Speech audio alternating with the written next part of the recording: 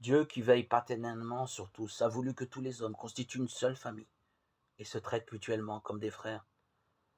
Tous, en effet, ont été créés à l'image de Dieu, qui a fait habiter sur toute la face de la terre tout le genre humain, issu d'un principe unique.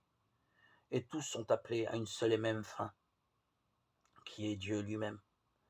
À cause de cela, l'amour de Dieu et du prochain est le premier et le plus grand commandement. L'Écriture, pour sa part, enseigne que l'amour de Dieu est inséparable de l'amour du prochain. Tout autre commandement se résume en cette parole.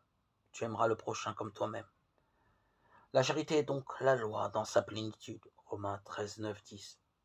1 Jean 80. Il est bien évident que cela est d'une extrême importance pour des hommes de plus en plus dépendants les uns des autres et dans un monde sans cesse plus unifié. Allons plus loin.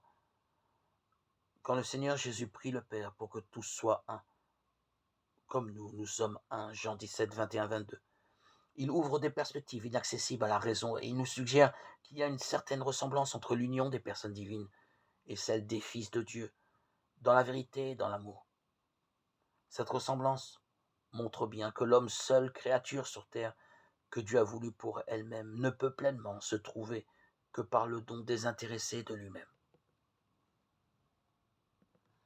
En étant plus centré sur lui-même, mais en portant ses regards vers Dieu,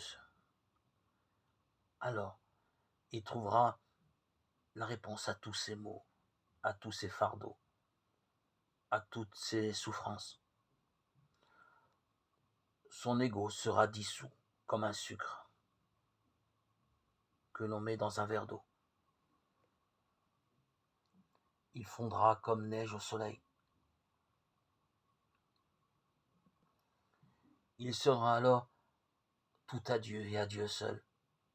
Il pourra connaître le bonheur et la plénitude, la joie d'appartenir à Christ.